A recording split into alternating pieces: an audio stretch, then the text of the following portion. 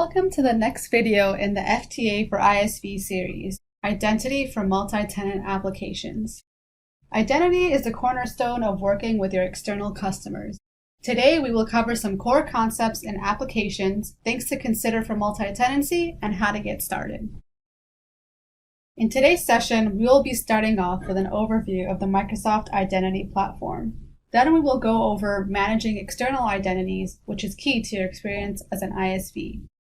We'll move on to multi-tenant application types in Azure, then wrap it up with building SaaS applications with Azure AD. So without further ado, let's get started. So let's take a step back and take a 30,000-foot view of Microsoft Identity Platform.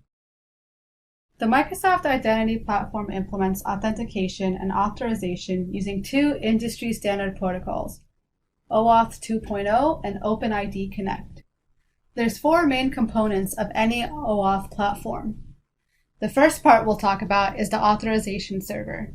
The authorization server is responsible for ensuring users' identity and granting or revoking access. It exposes a couple of endpoints that will vary, which we'll talk about in the future, that you use to authenticate users to your system.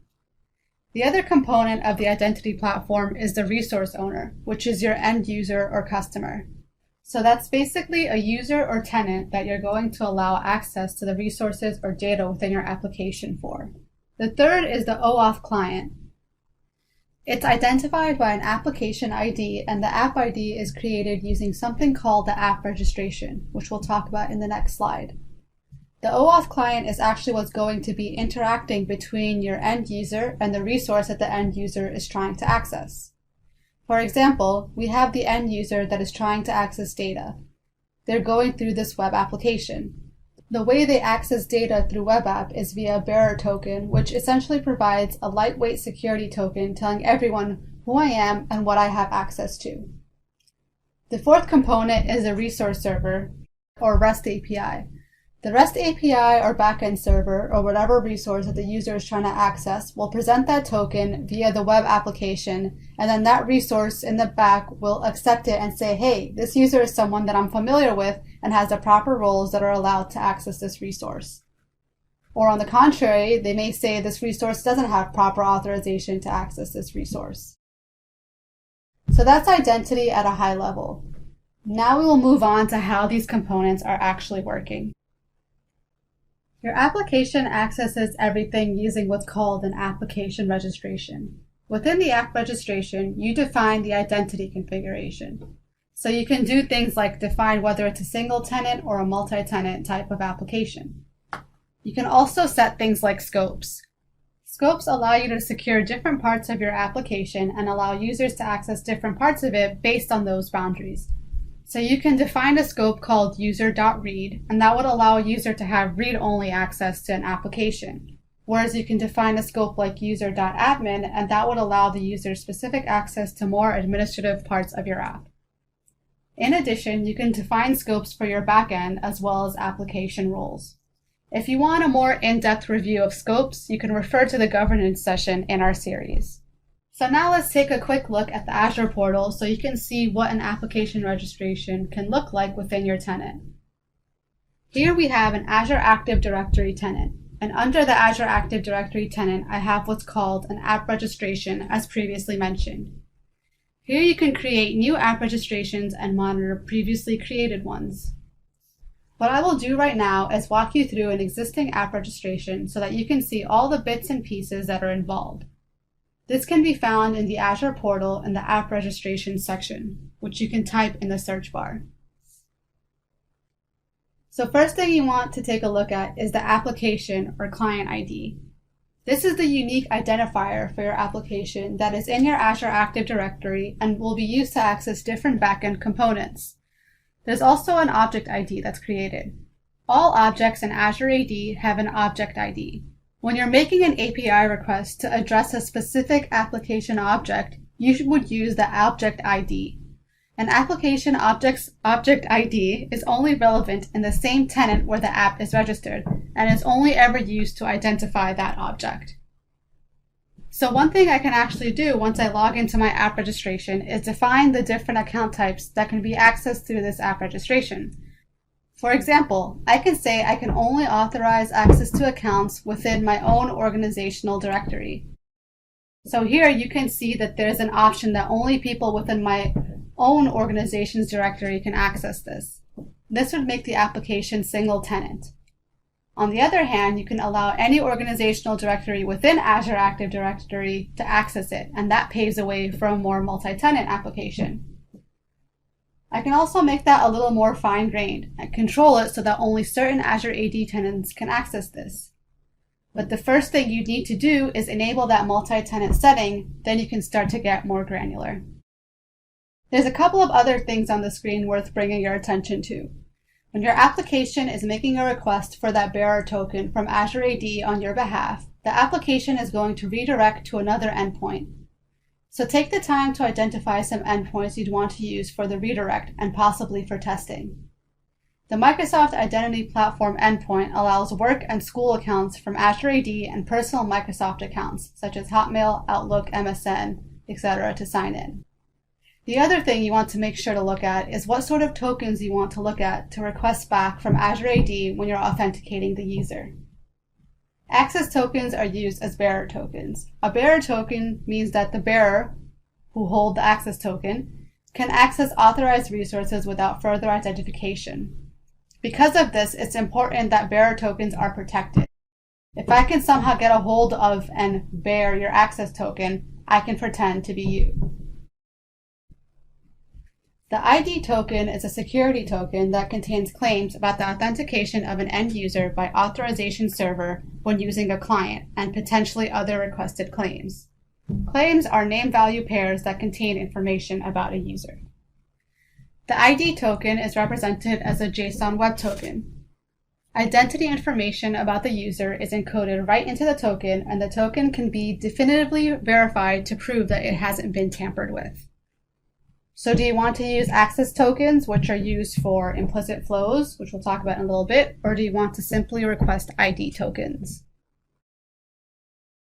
One more thing to take a look at under application registration are defining API permissions. Here you can see what I've done is say that for this app registration, I want to request certain permission on the user's behalf. So if you ever logged into an application on Azure AD, you see for the first time there's this consent that needs to happen. So for my application, I'm saying this app needs to use Microsoft Graph, and I've identified a couple of scopes underneath Microsoft Graph, which include reading email, profile, and using user.read. So essentially what I'm saying is my application needs to request permission, and at some point during my application, I'm going to need to call Microsoft Graph on behalf of this user. I can also do additional permissions. There's several you can look through for different APIs available within Microsoft. I can also request permissions for APIs that I've created myself. So for APIs that I've created myself, the way I want to do that is through scopes, which we mentioned previously. So what I can do here is add a scope. I'm going to define the URI, so it gives you an API/your app ID. Then define the actual scope, so I can name it something like app.read. Decide who can consent. And then this text is just a text the user can see whenever the scope is being consented on their behalf. So then you can add the scope and continue. Now you can request permissions for APIs that you've personally created. Another key concept to understand within application registration is application roles. Application roles are usually defined on an application registration representing a service, app, or API. When a user signs into the application, Azure AD emits a roles claim for each role that the user or service principal has been granted. This can be used to implement claim-based authorization. App roles can be assigned to a user or a group of users. App roles can also be assigned to the service principal for another application or to the service principal for a managed identity. Now that we've talked about application registration, let's move on to the next crucial part of identity on Azure. So another thing that I want you to keep in mind are the various types of OAuth flows.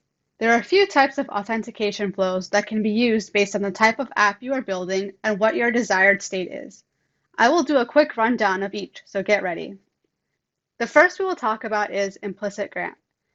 The Microsoft Identity Platform supports the OAuth 2.0 implicit grant flow as described in the OAuth 2.0 specification. The defining characteristic of the implicit grant is that tokens, ID tokens or access tokens, are returned directly from the /authorized endpoint instead of the /token endpoint. This is often used as part of the authorization code flow in what is called the hybrid flow, where you're retrieving the ID token on the /authorized request along with an authorization code. The implicit grant is only reliable for the initial interactive portion of your sign-in flow, where the lack of third-party cookies cannot impact your application. This limitation means you should use it exclusively as part of the hybrid flow, where your application requests a code as well as a token from the authorization endpoint. This ensures that your application receives a code that can be redeemed for a refresh token, thus ensuring your app's login session remains valid over time. The next we'll go over is auth code. This can be used in apps that are installed on your device. They're typically used for things like web API and web applications, so your single-page apps or native apps are going to use auth code grants. This allows apps to acquire access tokens, which can be used to access resources secured by the Microsoft Identity Platform, as well as refresh tokens to require additional access. The next we'll talk about is on behalf of. This flow serves the case when you want to have a service or web API that's trying to access another service or web API. So the idea here is delegating identity and access between those two services. Next, we have the client credentials. In the client credentials flow, permissions are granted directly to the application itself by an administrator. When the app presents a token to a resource, the resource enforces that the app itself has authorization to perform an action since there is no user involved in the authentication. Because the application's own credentials are being used, these credentials must be kept safe. Never publish the credential in your source code, embed it in web pages, or use it in widely distributed native applications. Finally, we have device code. This allows users to sign in using input-constrained types of application, like an IoT device. You can also use AZ login using our Azure command line and get redirected to a web application or our site where you have to enter in a code.